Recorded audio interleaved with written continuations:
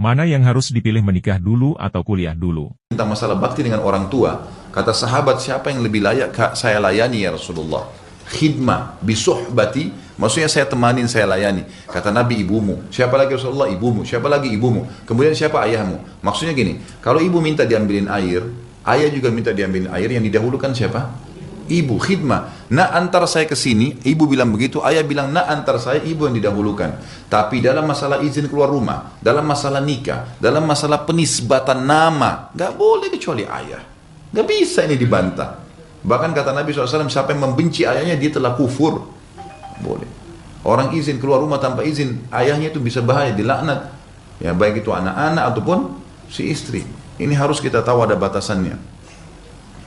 Saya memiliki anak laki-laki usia 20 tahun dan sedang dekat dengan seorang gadis. Maaf, tadi yang saya titik beratkan pertanyaan itu.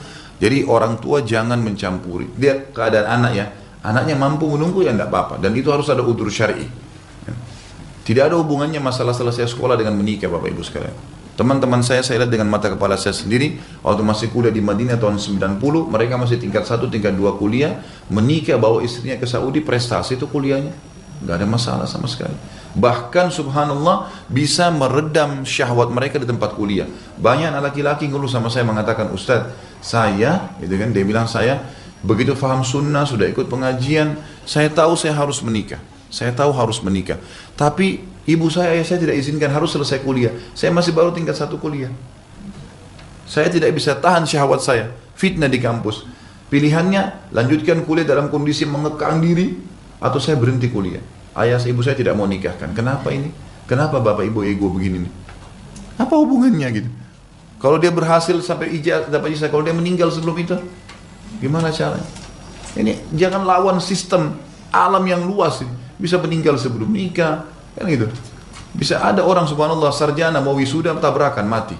Pernah ada pegawai ayah saya di kota Makassar begitu. Subhanallah, pas mau sarjana wisuda, mau nikah seminggu kemudian tabrakan, waktu keluar dari wisuda mati, ajalnya datang. Orang tuanya sampai nyesal kenapa nggak nikahkan dari dulu. Kesian, itu kan.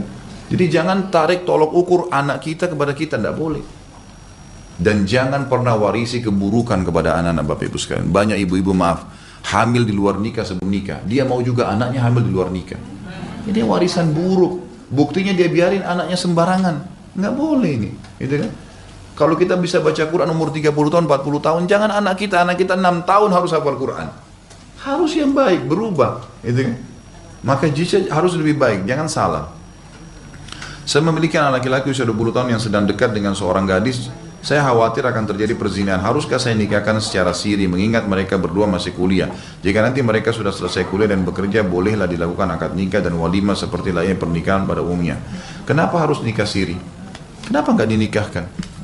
Nggak usah malu, Bapak Ibu sekalian. Nggak usah malu dengan, oh nanti anaknya belum selesai kuliah sudah nikah. Iya, nggak apa-apa.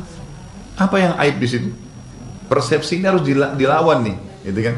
Persepsi negatif ini semua prasangka muslim, ya, perasaan muslim, apa saja, semua itu harus tunduk kepada hukum Allah. Allah bilang A, baik, walaupun dunia mengatakan buruk, kita mengatakan baik.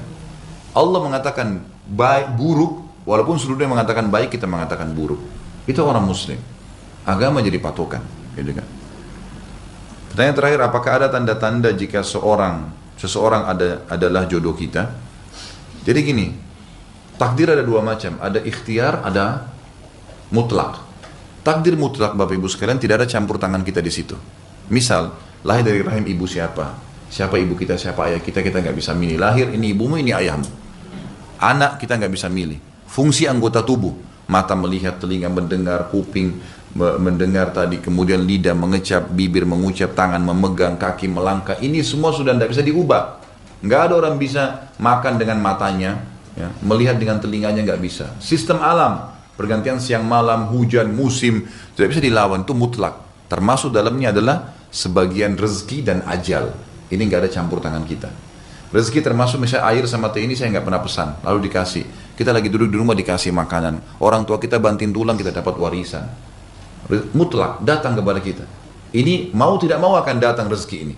Kata Nabi SAW, tidak ada jiwa yang meninggal dunia kecuali rezekinya akan dilengkapkan. Maksudnya rezeki mutlak. Ada yang takdir kedua namanya ikhtiar. Ikhtiar ini berhubungan dengan perilaku seorang hamba, pilihan dia.